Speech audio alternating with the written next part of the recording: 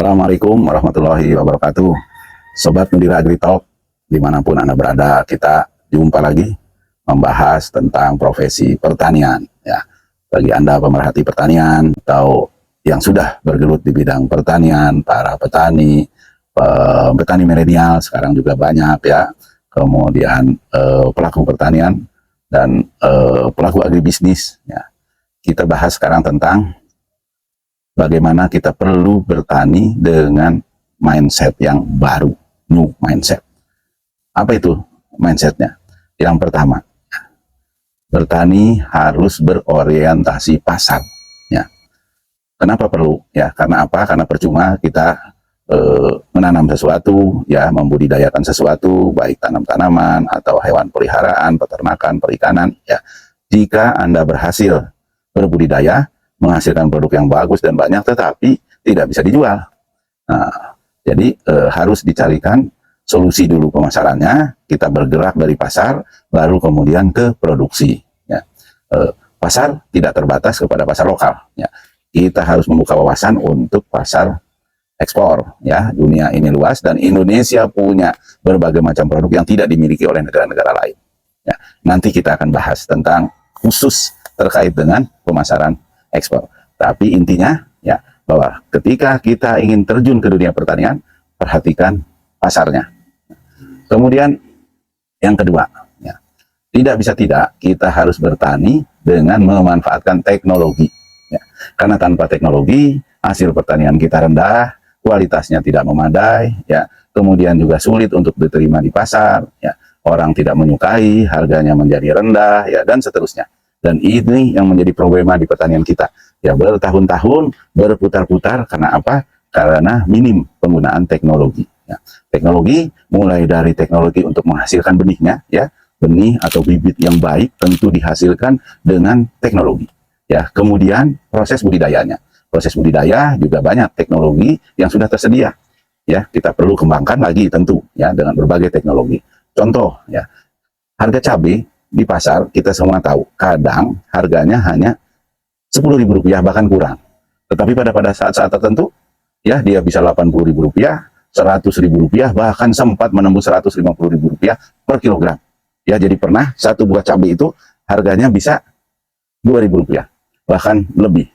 Nah, bayangkan ya, ketika kita bisa bertani menanam cabai sedemikian rupa sehingga kita bisa panen pada saat harganya bagus, harganya Rp100.000. Mana ada hasil pertanian yang bisa pada saat freshnya harganya Rp100.000 per kilogram, kecuali cabai. Tapi kita harus memiliki teknologinya bagaimana menanam cabai di luar musim. Ketika orang lain tidak bisa bertanam cabai, kita bisa. Ya, nanti ada episodenya juga. Kita bicara bagaimana menanam cabai di luar musim, ya, sehingga kita bisa meraih harga terbaik. Ya, kemudian ya banyak teknologi yang dimanfaatkan di bidang pertanian sehingga ya kita bisa beroleh mengoptimalisasi segala daya upaya kita ya sehingga memperoleh hasil yang baik ya. Contoh ya yang lainnya, buah-buahan, buah mangga ketika musim ya harganya di petani murah sekali ya, hanya Rp2.000, Rp3.000 per kilogram ya. Nah, tetapi di luar musim harganya Rp30.000, Rp40.000 per kilogram. Mangganya sama, dihasilkan oleh petani yang sama di daerah yang sama. Nah, perlu teknologi bagaimana bisa menghasilkan buah mangga di luar musim. Ya, jadi itu diantara pemanfaatan teknologi. Kita juga bahkan dengan teknologi bisa bertanam di perkotaan yang lahannya sangat terbatas. Ya, tidak ada lahan khusus untuk pertanian. Ya, sering disebut dengan urban farming. Ya, ada teknologinya tersedia. Anda yang menyukai bisnis pertanian, senang dengan dunia tanam-tanaman, bisa melakukannya meskipun Anda tinggal di kota saat ini ya. Bahkan Anda yang punya bangunan, punya ruko, punya gedung, punya apa yang atapnya di atas atapnya bisa dimanfaatkan rooftopnya ya jadi lahan pertanian, tentu menggunakan teknologi ya. Kita bahas juga nanti ada waktunya dalam episode tentang itu ya. Nah, itu yang kedua ya, teknologi. Yang ketiga ya, kita harus punya mindset bagaimana berpikir bahwa bertani itu adalah bisnis ya.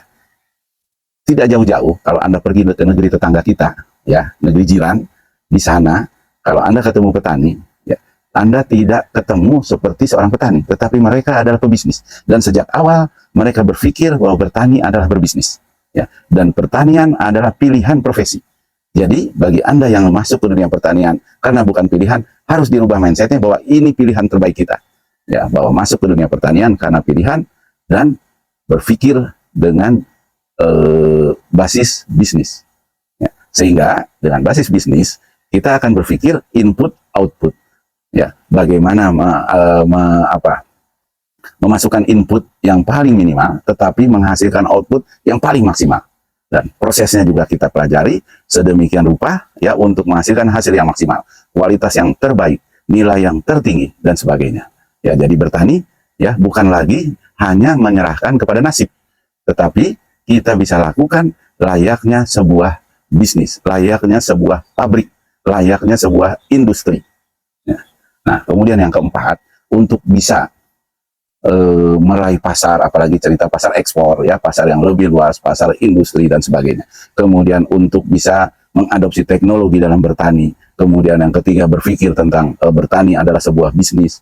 Pertanian harus dilakukan oleh SDM, ya sumber daya manusia, orang pelakunya, petaninya yang kompeten, yang memiliki kompetensi di bidangnya. Profesi pertanian bukan profesi sambilan, ya. Anda harus sungguh-sungguh terjun di bidang ini, persis seperti orang lain melakukannya juga di bidang yang lain.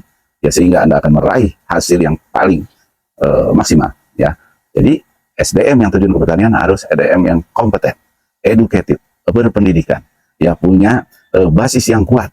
Ya, jadi setiap hal, aspek-aspek detail dan mau berpikir detail. Ya, satu tahap demi satu tahap, aspek-aspek kecil di dalam pertaniannya, semuanya dioptimalisasi untuk menghasilkan hasil terbaik di dalam bisnis pertaniannya.